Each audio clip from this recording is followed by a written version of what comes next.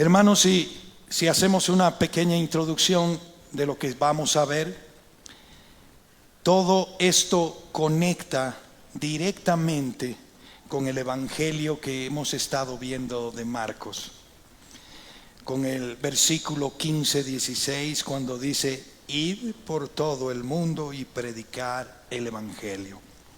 Ese mandato no fue simbólico, fue la última voluntad de Cristo resucitado. Amén. Ahora tenemos que observar con precisión bíblica que Marcos termina con una orden, termina con un mandamiento. Hechos inicia con una transición hacia esa obediencia. Pero aquí está la clave, que muchos de nosotros tal vez lo hemos pasado de alto, y está en Hechos 1:1. Todo lo que Jesús comenzó, dice.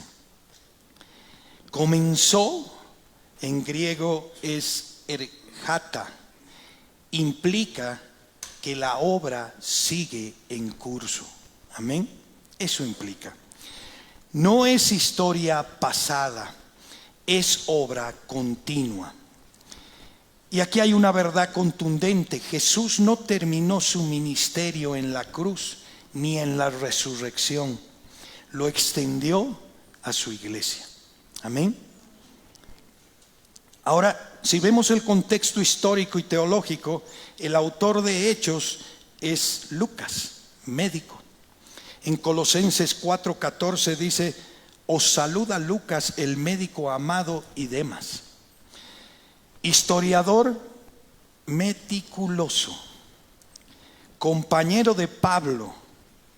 Su estilo tenía un estilo ordenado, investigativo, y esto lo podemos ver en Lucas 1, capítulo 1 del 1 al 4, que dice: puesto que ya muchos han tratado de poner en orden la historia de las cosas que entre vosotros han sido ciertísimas, tal como nos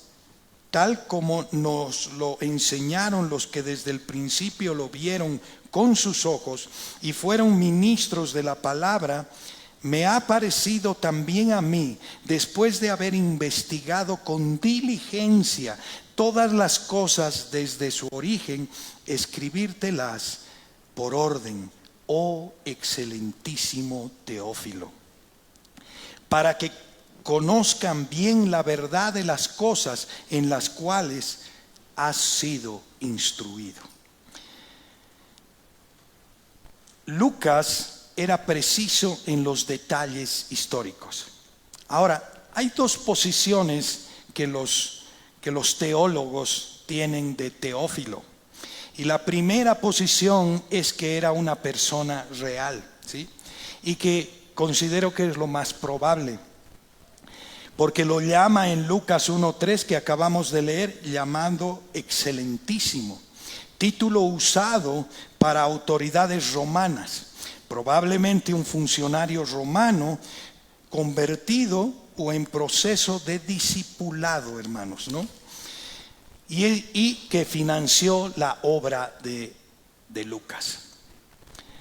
La otra figura es que no sea un personaje, sino que sea una figura representativa, con la cual no coincide, porque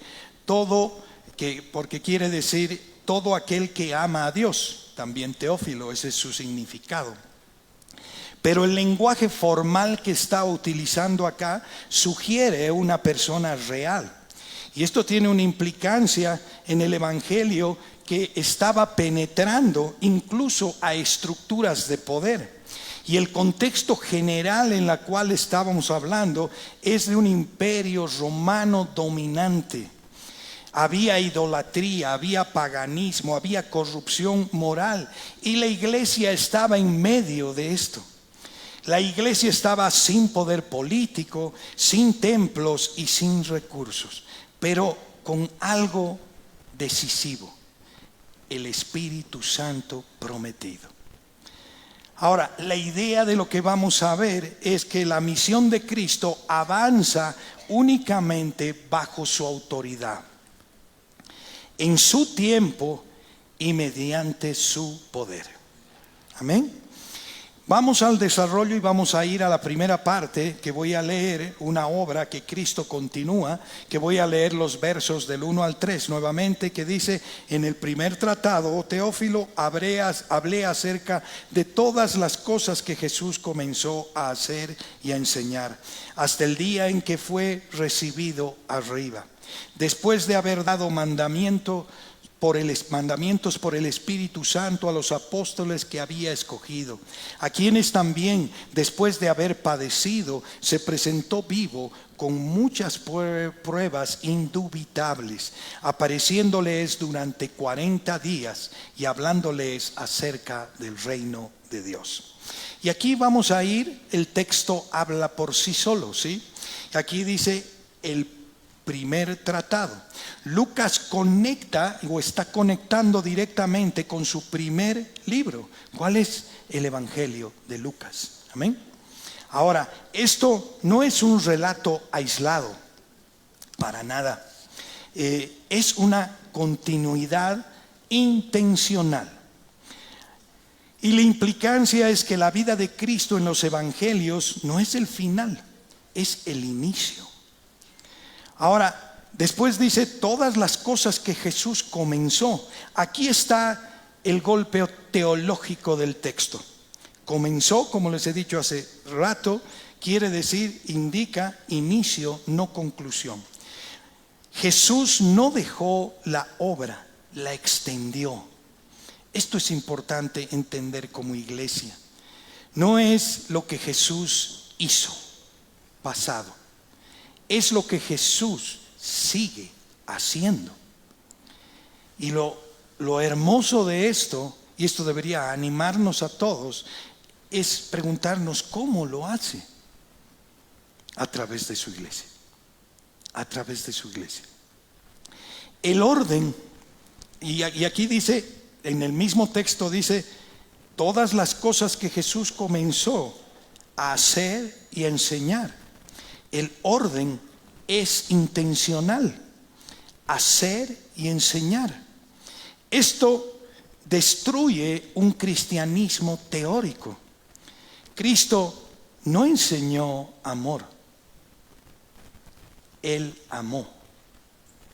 No enseñó servicio, sirvió. No enseñó sacrificio, se entregó. Su doctrina estaba encarnada.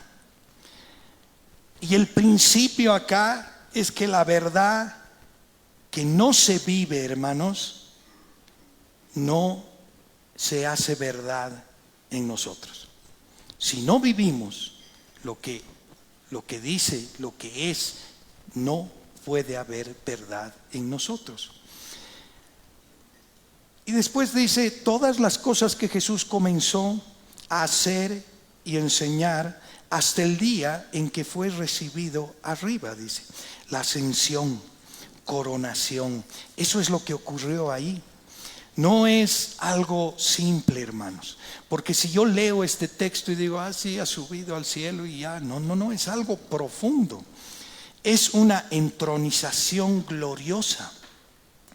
Cristo no fue derrotado, fue a su reino, ¿sí? Él reinaba. Y dice, después de haber dado mandamientos. Cristo no dejó sugerencias, hermanos, dejó mandamientos. El cristianismo bíblico no es una opción. Es obediencia, ¿sí? Y dice, después de haber dado mandamientos por el Espíritu Santo. Aquí hay una profundidad enorme. Cristo mismo ministró, habló, instruyó. ¿Pero por qué? ¿Por qué lo hizo Él eso? ¿Por qué hizo Jesús eso? ¿Con qué poder? Lo dice el texto. Por el Espíritu Santo, el que lo tenemos nosotros. Eso es impresionante. Si no, Jesús no podía haber hecho nada sin el poder del Espíritu Santo. Si el Hijo de Dios dependió del poder del Espíritu Santo, ¿con qué autoridad la iglesia hoy pretende vivir sin Él? Y dice, por el Espíritu Santo, después de haber dado los mandamientos por el Espíritu Santo a los apóstoles que había escogido, sigue el texto, no fueron voluntarios, hermano. No dijo, ¿quiénes quieren venir acá? No, fueron escogidos, fueron elegidos. Y el principio acá es clave. El llamado no nace del hombre, nace de Dios. Es un llamado divino. Aquí está el centro del evangelio. Padeció, es igual a la cruz. No fue un error, hermanos.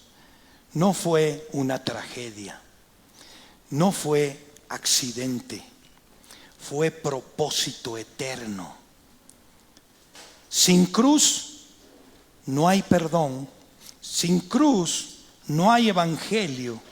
Sin cruz no hay iglesia. No la hay. Se presentó vivo, dice el texto. Wow. Cristo murió. Sí, murió. Pero resucitó, hermanos. Eso es lo tremendo. El cristianismo no sigue a un mártir como otras religiones. Otras religiones siguen a mártires. Nosotros seguimos a un rey vivo. Vivo. Él está vivo.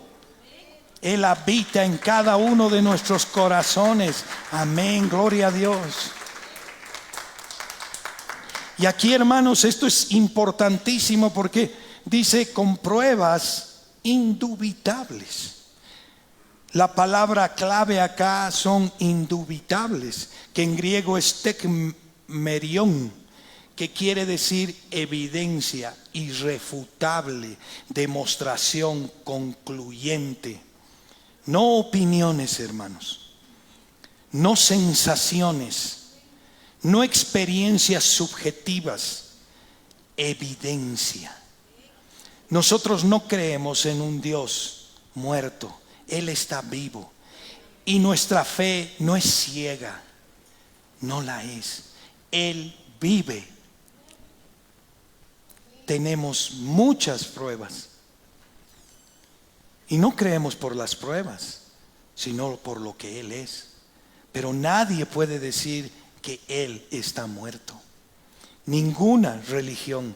Por eso aquí es el punto de quiebre con nosotros y nos hacen a un lado. Cristo comió con ellos, hermano. Comió con ellos, habló con ellos. Lo tocaron 40 días. 40 días que estuvieron con sus discípulos. Moisés también subió al monte 40 días al monte Sinaí.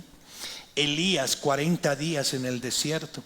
40 días también fue la tentación de Cristo. Ahora Cristo en estos 40 días sigue formando a sus discípulos para la misión. La misión.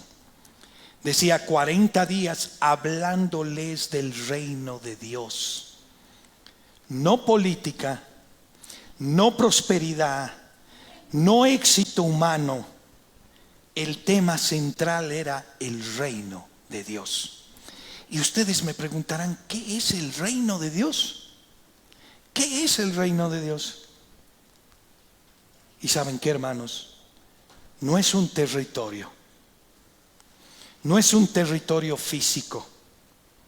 Jesús mismo lo dejó clarísimo en Lucas 17, del 20 al 21, y dice: el reino de Dios no vendrá con advertencia, el reino de Dios está entre vosotros. Dios con nosotros. No es geografía, no es un sistema político, no es Israel restaurado como nación terrenal, no lo es. Es el gobierno soberano de Dios. Eso es el reino de Dios. En Salmo 103, 19 dice: Jehová estableció en los cielos su trono, y su reino domina sobre todos. Reino es igual a Dios ejerciendo autoridad real. ¿Qué es el reino de Dios? El reino de Dios se manifiesta ¿en quién? En Cristo. En Cristo. Ahí está el reino de Dios. Y dice en Marcos 1:15, que lo hemos leído: el tiempo se ha cumplido y el reino de Dios se ha acercado. Cristo no solo habló del reino, Él es el rey y la manifestación del reino. El reino de Dios es espiritual, pero es real. En Romanos 14, 17 dice: el reino de Dios no es comida ni bebida, sino justicia, paz y gozo en el Espíritu Santo. No es lo externo primero, hermanos. Es una transformación interna producida por el Espíritu Santo. El reino de Dios, al reino de Dios se entra por conversión. En Juan 3:3 dice: el que no naciere de nuevo no puede ver el reino de Dios. Nadie entra por religión, hermanos. Nadie. Solo por regeneración. Debo volver a nacer de adentro hacia afuera. No entro al reino por hacer cosas religiosas. No. Es un nacimiento. Y esto nos permite bajar a nuestro corazón para confrontarnos, como toda la palabra nos confronta. Aquí es donde el texto deja de ser información y empieza a incomodarnos. Hermanos, a mí me incomoda cada vez que preparo una prédica, no solo a ustedes. Es la misión del Espíritu Santo incomodarnos y preguntarnos: ¿seguimos a un Cristo real o a un Cristo inventado? ¿A quién seguimos, hermanos? Muchos de nosotros decimos creer en Jesús, pero no es el Jesús de las Escrituras. Seguimos a un Cristo tal vez cómodo, seguimos a un Cristo tal vez emocional, seguimos a un Cristo que no confronta, seguimos a un Cristo que no exige. Ese Cristo no existe, hermanos, no existe. Si nuestro Cristo no nos confronta, no es el Cristo bíblico.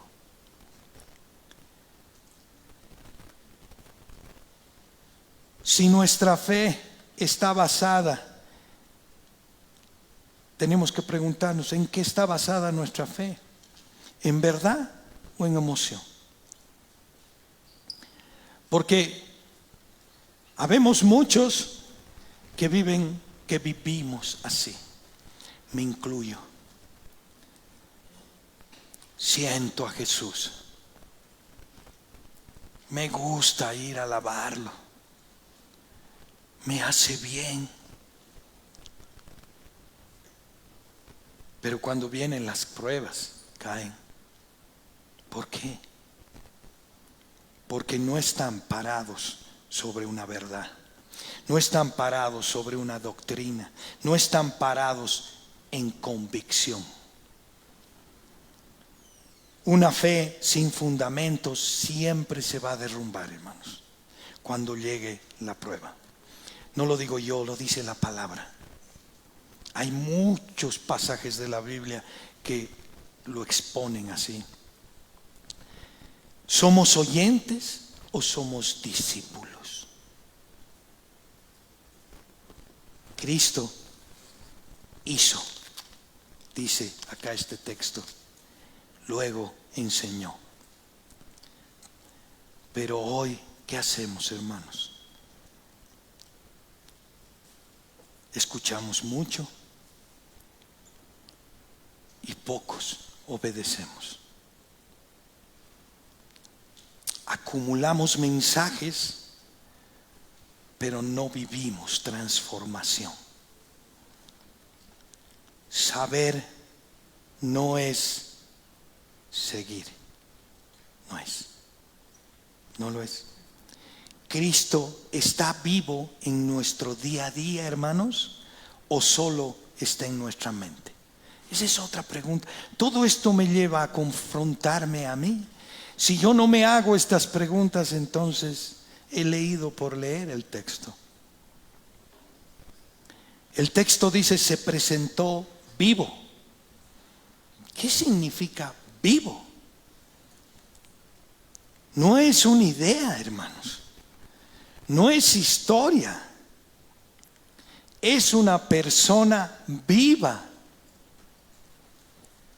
Entonces la pregunta directa que viene es, ¿Cristo gobierna mis decisiones?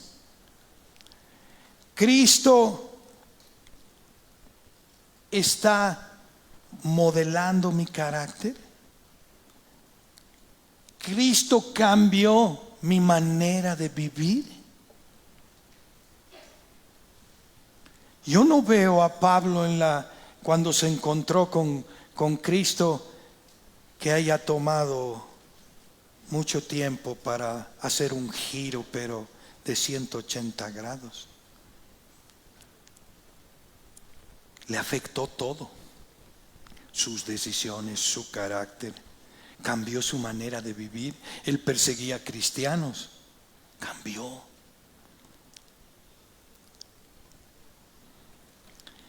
Y esto nos confronta, o solo venimos los domingos a escuchar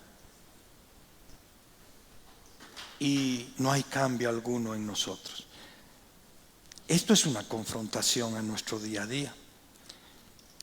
Y es obligación de cada uno de nosotros entender que Cristo ha venido a transformarnos. Ustedes y cada uno de ustedes sabe cuánto está transformando y qué ha transformado en sus vidas.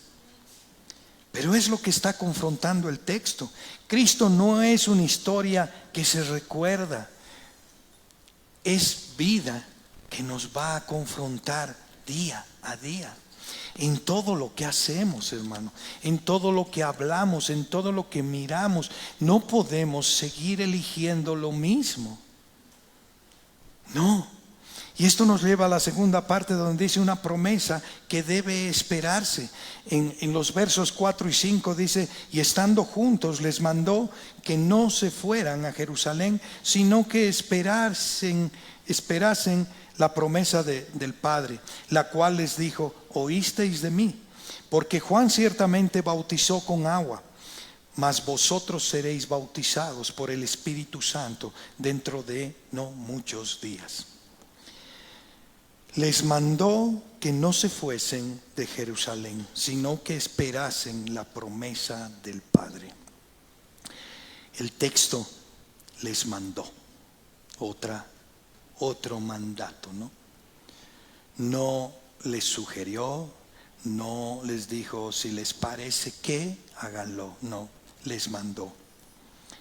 Y esto implica esperar en Dios también es obediencia. Esperen. Que no se fuesen a Jerusalén. Esto parece contradictorio, hermanos. Cuando analizamos el contexto, parece contradictorio con lo que hemos visto con el Evangelio de Marcos. El capítulo 16, 15 dice, Jesús en el 16, 15 les dice, id, acción. Entonces, ¿por qué ahora les dice, no vayan? ¿Cambio de opinión?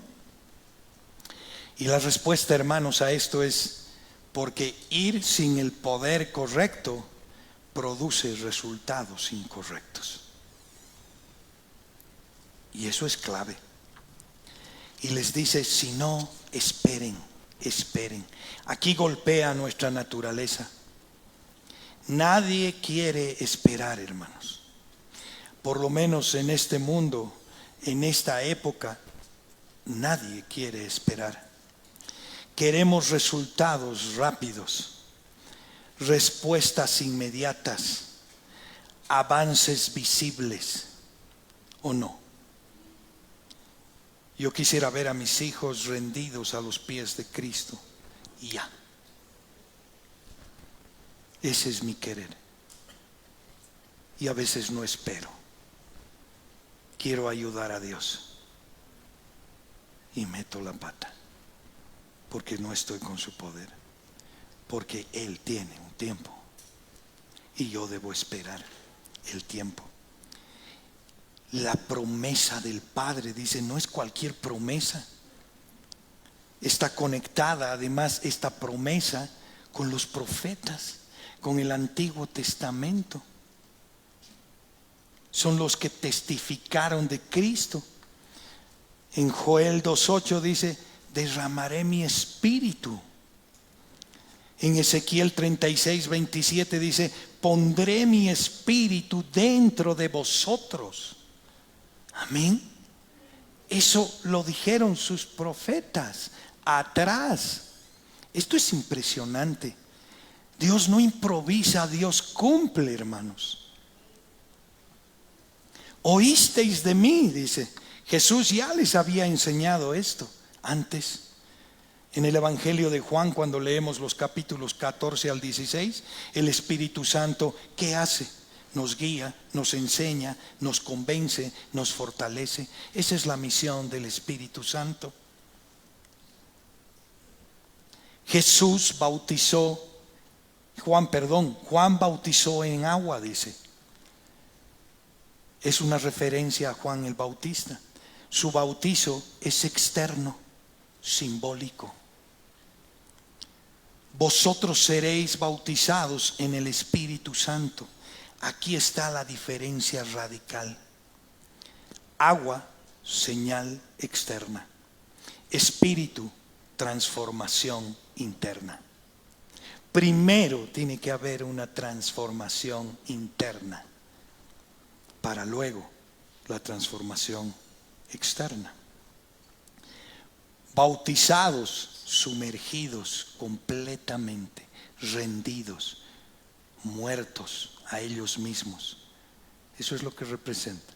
¿Para qué? Para vivir la vida que ya no va a ser mía, sino la de Cristo. Él nos ha revestido con su justicia. Dentro de no muchos días, dice. Tiempo corto, pero necesario. Dios, hermanos, no tarda. Dios prepara. En cada espera nos está preparando. Y esto nos confronta a nosotros en nuestro corazón. El problema de nuestra impaciencia espiritual. Hoy como iglesia no sabemos esperar. Queremos resultados, procesos. O sea, resultados sin procesos. Poder sin rendición. Fruto sin raíz. Si no hay raíz no puede haber un buen fruto. Pero Dios nunca obra así, hermanos. El que no sabe esperar en Dios termina adelantándose a Dios. Tenemos varios ejemplos en la Biblia.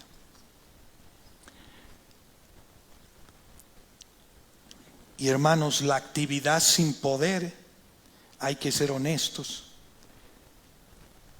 Podemos tener muchos programas, podemos tener muchos eventos, podemos tener una excelente estructura, pero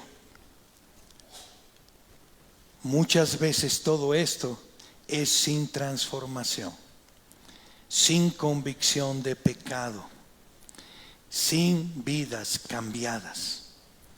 ¿Y eso por qué, hermanos? Porque se está haciendo la obra de Dios sin el poder de Dios. La dependencia en lo humano es nuestra tendencia. La iglesia moderna confía en talentos, confía en carismas, confía en estrategias.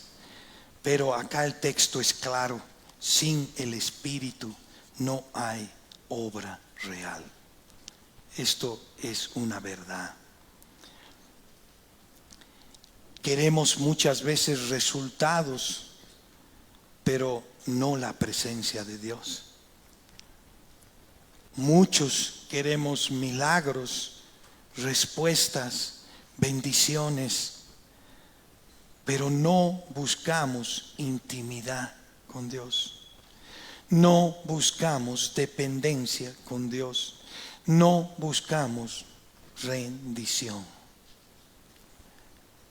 Queremos lo que Dios da, pero no al Dios mismo. Y esto es profundo, hermanos.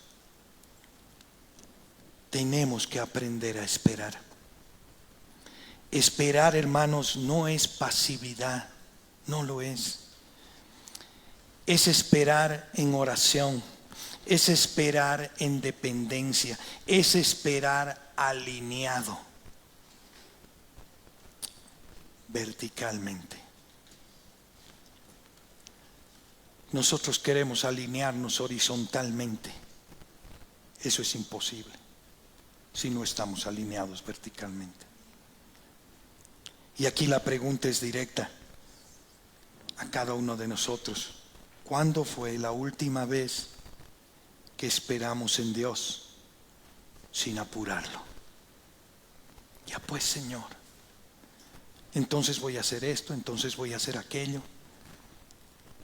Y tenemos que examinar nuestra vida espiritual. Y tenemos que preguntarnos: ¿hay evidencia del Espíritu Santo en mi vida? ¿Hay convicción de pecado, hermanos? Porque si yo no tengo convicción de pecado, tal vez no he nacido de nuevo, hermano. Si yo no tengo el hambre de Dios, si no veo una transformación real en mis decisiones, si no hay fruto, algo está desconectado. Debemos dejar de hacer cosas sin estar llenos del Espíritu Santo. Muchos servimos sin llenarnos del Espíritu Santo. Es difícil pararse acá y no incluirse, porque no somos diferentes, somos iguales. Aquí no hay quién es más, quién es menos. El único más es Jesucristo, quien nos ha revestido de su justicia. El resultado de hacer cosas sin la llenura del Espíritu Santo, ¿qué es? Agotamiento, hermanos. Nos agotamos. Frustración, vacío, hay un vacío. Y ¿saben qué, hermanos? El principio de nuestra vida es primero la llenura, luego el servicio. Luego. Duele, hermanos. Pero no es al revés. No es primero el servicio y después la llenura. No. Debemos volver a la dependencia real del Espíritu Santo.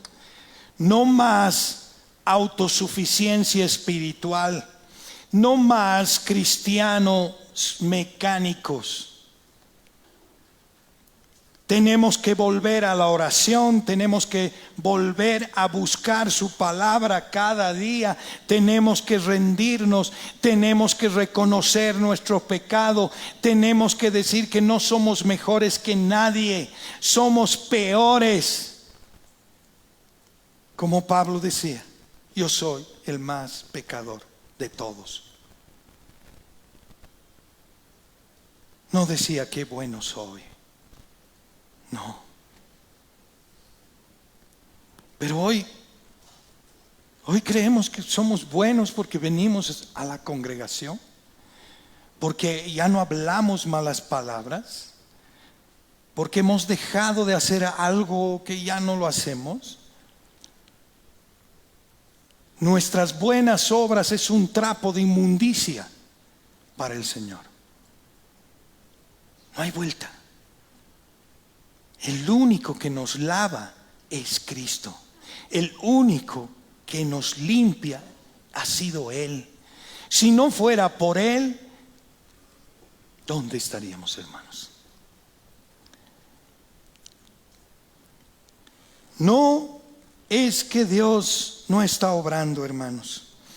Es que muchos de nosotros estamos obrando sin Dios.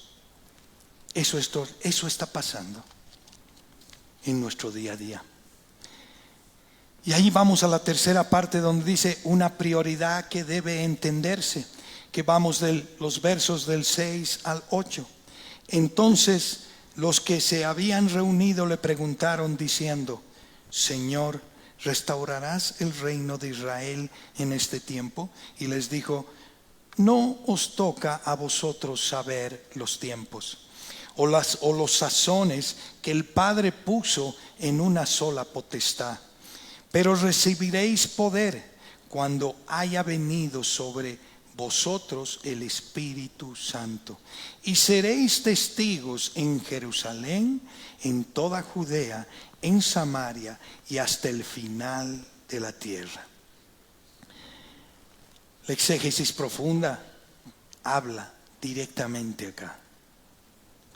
No es difícil cuando en el verso 6 dice: ¿restaurarás el reino de Israel a este tiempo? Y yo me pregunto y digo, después de ver a Cristo resucitado, después de recibir las enseñanzas por 40 días después de la resurrección, después de oír por su propia boca de lo que es el reino de Dios, siguen pensando mal. ¿Qué revela esa pregunta? Esperan un reino político, liberación del reino romano, restauración nacional, visible. Eso es lo que están esperando. ¿Y cuál es el problema ahí? Tenían a Cristo, pero seguían pensando en lo terrenal. Y ahí el versículo 7 dice: no os toca a vosotros saber los tiempos. Cristo no respondió lo que preguntaron,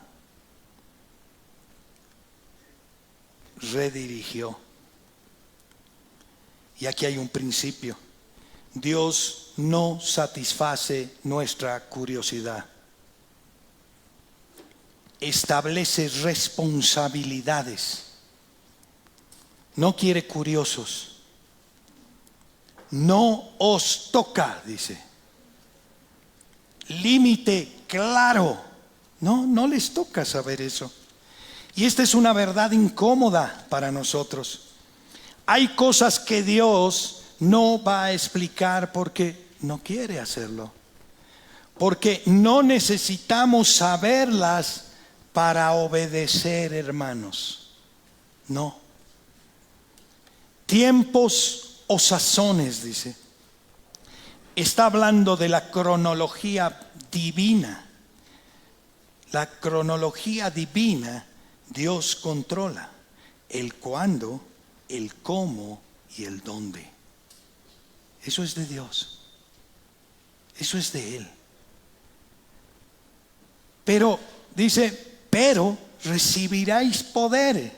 Recibiréis poder. Aquí cambia todo. El pero es un contraste fuerte. No se enfoca en esa pregunta.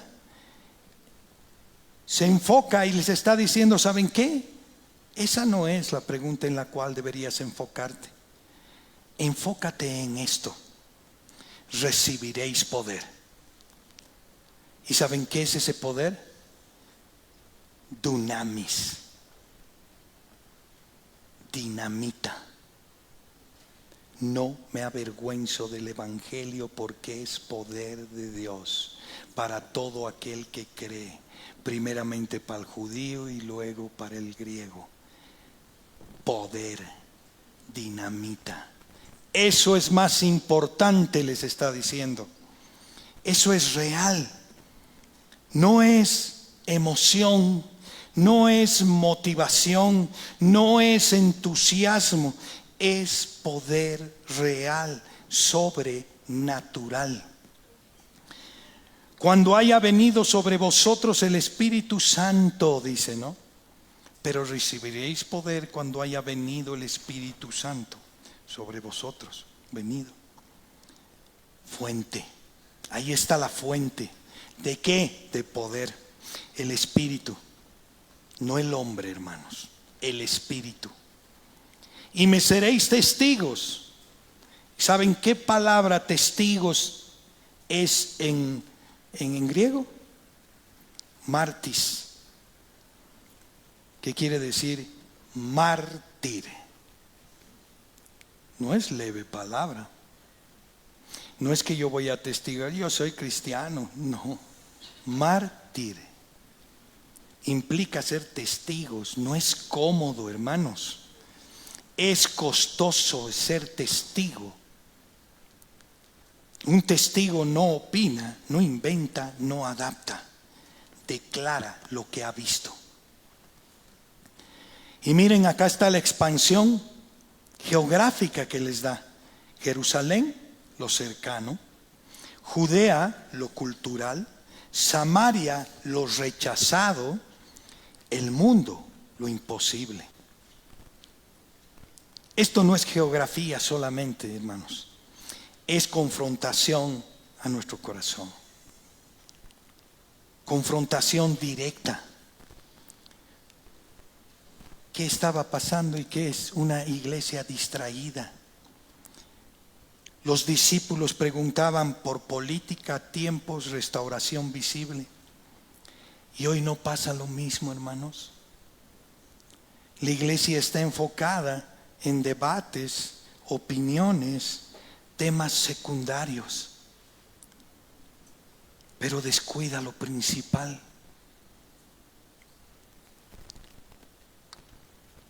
Estamos en los intereses de lo que Dios no dijo. Muchos quieren saber cuándo Cristo vuelve. Señales exactas, fechas, pero ignoran lo que dijo: me seréis testigos.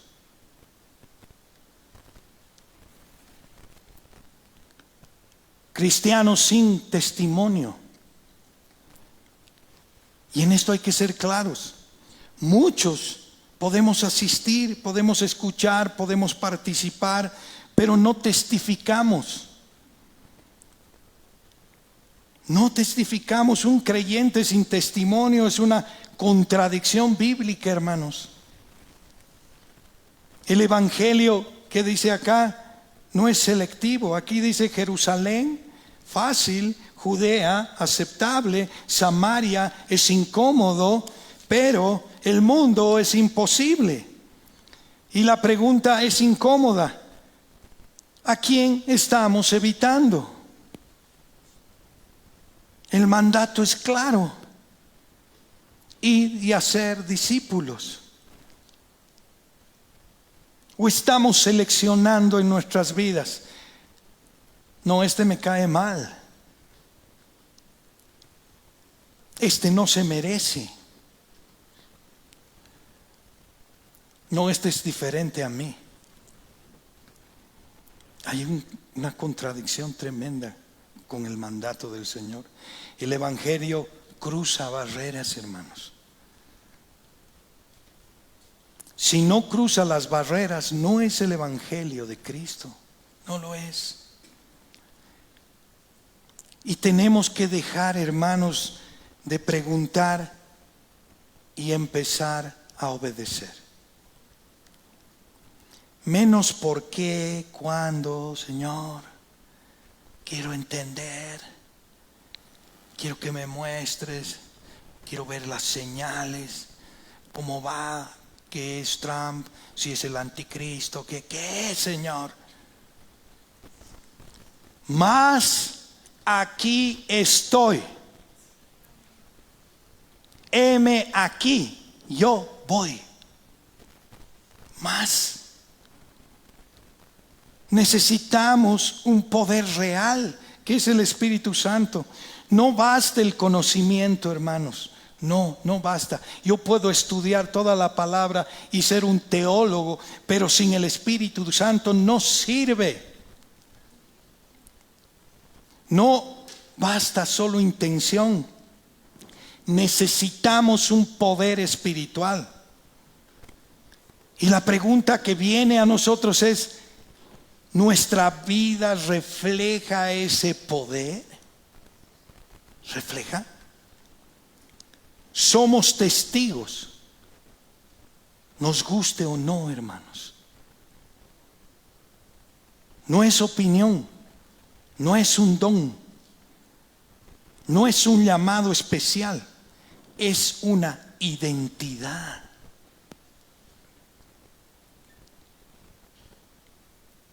Tenemos que expandir el alcance de nuestra visión. Y debemos empezar, ¿dónde, hermanos? En casa. En casa. En tu entorno.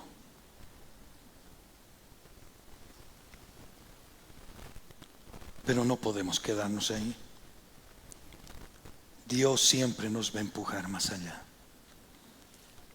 La iglesia no fue llamada a entenderlo todo, hermanos. Fue llamada a obedecer lo que ya se le dijo. Ir y hacer discípulos. Ayer hemos estado en un taller de evangelismo bíblico. Hermoso, por cierto. Y creo que nos ha tocado a todos y nos ha dejado quietos. Hermosísimo. Es obedecerlo. Y vamos al cuarto punto, donde dice una certeza que debe movilizarnos. Del 9 al 11 dice: y habiendo dicho estas cosas, viéndolo ellos, fue alzado y le recibió una nube que lo ocultó de sus ojos. Y estando ellos con los ojos puestos en el cielo, entre tanto que él se iba, he aquí se pusieron junto a ellos 2 varones con vestiduras blancas, los cuales también les dijeron: varones Galileos, ¿por qué estáis mirando al cielo? Este mismo Jesús que ha sido tomado de vosotros al cielo, así vendrá como le habéis visto ir al cielo. El 9 dice: y habiendo dicho estas cosas, viéndolo ellos, fue alzado. No es un tema simbólico, no es una visión interna, es un evento visible. histórico y real. Los discípulos lo ven, lo siguen con la mirada. Y le recibió una nube que le ocultó de sus ojos, dice. Nube. En la Escritura no está hablando de estas nubes, porque podemos imaginarnos que lo han tapado a Jesús las nubes. No, es gloria divina, gloria divina. En Éxodo dice la presencia de Dios en el desierto. En Éxodos 13, 21, 22 dice, de día el Señor iba al frente de ellos en una columna de nube. En Mateo 17 habla de la transfiguración. ¿Qué implicancia tiene esto? Cristo no desaparece, es recibido en gloria. Tremendo, hermanos. El 10 dice, estando ellos con los ojos puestos en el cielo. Aquí aparece un problema. Se quedan mirando. ¿Sí? Se quedan mirando. Inmóviles, absortos, que ha debido ser tremendo, pero desconectados de su misión inmediata. 2 varones con vestiduras blancas, ángeles, no vienen a impresionar, vienen a corregir. Varones galileos, dice, ¿por qué estáis mirando al cielo? Esta es una represión directa, una llamada de atención. Parafraseando esto es como si dijeran, ¿por qué están detenidos? ¿Qué hacen detenidos? Y aquí viene un principio, la contemplación que no produce acción es desobediencia disfrazada. Yo puedo admirar a Jesús, pero si no hay acción, cuidado, es obediencia disfrazada. Ese mismo Jesús, les dice, no otro, no simbólico, el mismo Cristo que murió, resucitó y que ascendió. Así vendrá como le habéis visto ir. Segunda venida literal, visible, segura. Esto nos conecta con Daniel 7 directamente. Seguí mirando, dice Daniel 7:13, seguí mirando en las visiones nocturnas y he aquí, con las nubes del cielo venía uno como un hijo de hombre que se dirigió al anciano de días y fue presentado ante él. Primera de Tesalonicenses 4:16 dice, pues el Señor mismo descenderá del cielo con voz de mando, con voz de arcángel y con la trompeta de Dios, y los muertos en Cristo se levantarán primero. Amén, amén. Cristo viene. Es un hecho. ¿Y esto cómo no nos va a confrontar, hermanos? No podemos ser pasivos. Los discípulos estaban mirando al cielo,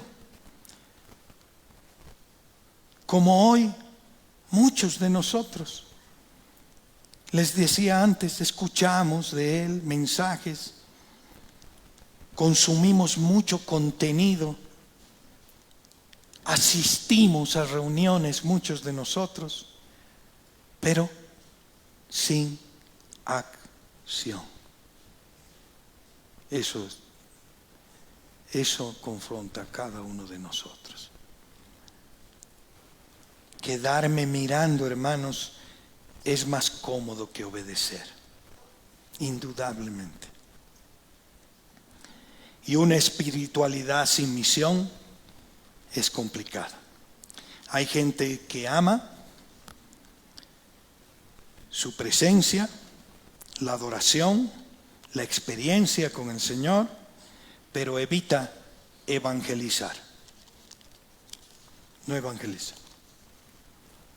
Evita confrontar, evita salir fuera de su confort, de su zona de confort.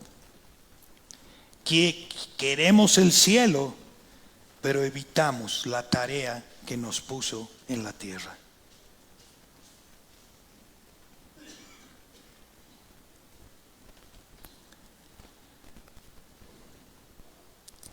Y si no vivimos con esto en nuestro corazón como algo urgente, estamos siendo negligentes, hermanos. ¿Qué estamos haciendo con nuestro tiempo?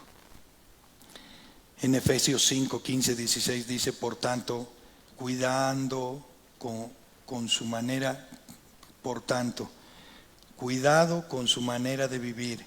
No vivan ya como necios, sino como sabios, aprovechando bien el tiempo, porque los días son malos.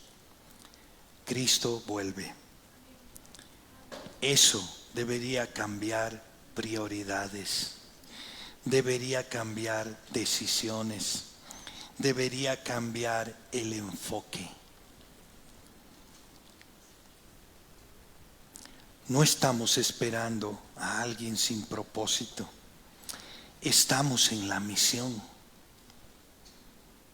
No nos podemos quedar en las experiencias, en los cultos, en las emociones, en los momentos.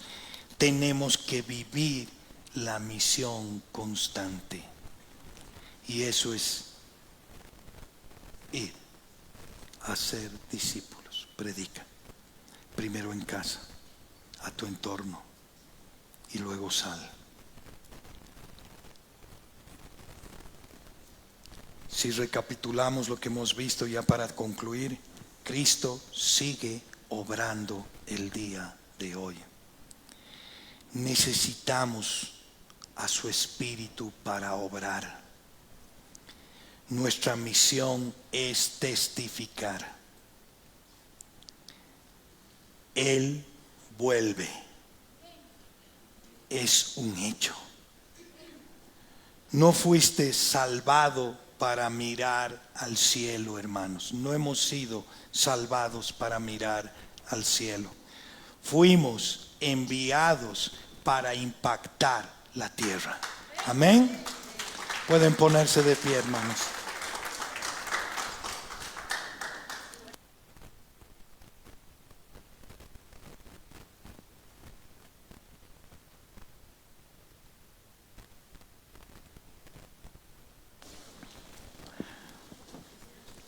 Amén. Bendito Dios. Gracias por tu palabra, Señor. Gracias porque cada vez que la leemos, Señor, no hay forma de que sea un espejo para nosotros, Señor. Y nos hable, nos confronte, Señor. Ayúdanos, Padre,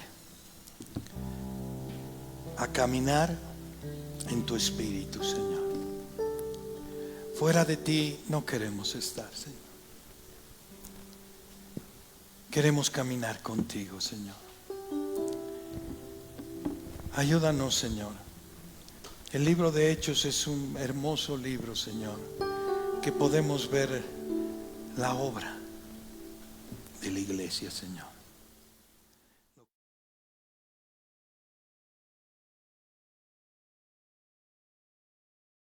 En tu plan perfecto. Descansamos en tu soberanía, Señor. Ayúdanos a activarnos, Señor. Tu gracia, Señor, que sea derramada en nuestras vidas. Que cada uno de nosotros podamos ir a tu presencia, Señor, y decirte, Señor, perdón. Perdón porque mi naturaleza me llama a hacer cosas para mí.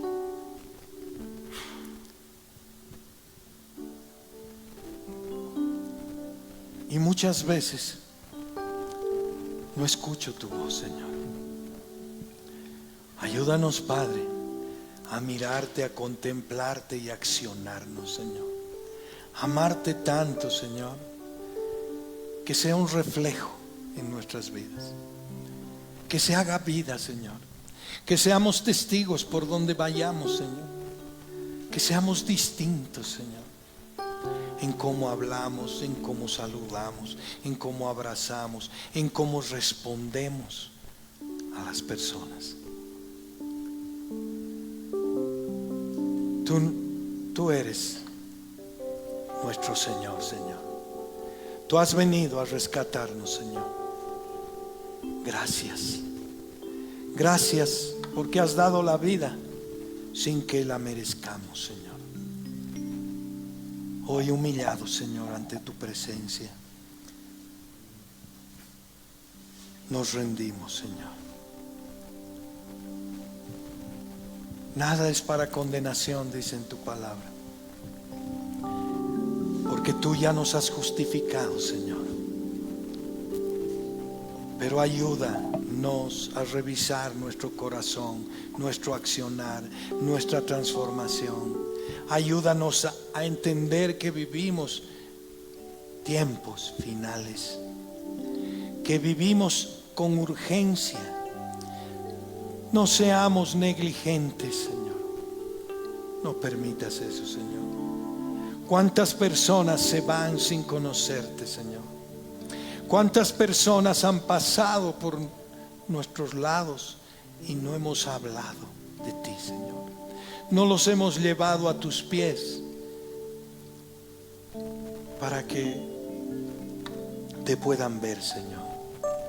¿Cuántas veces callamos por temor? Ayúdanos a actuar con el poder del Espíritu Santo. Que sea Él en nosotros haciendo la obra, Señor, y no nosotros haciendo la obra sin ti, sin el Espíritu Santo. Ayúdanos, Señor. Gracias, Padre, en el nombre de tu amado Hijo Jesús. Amén.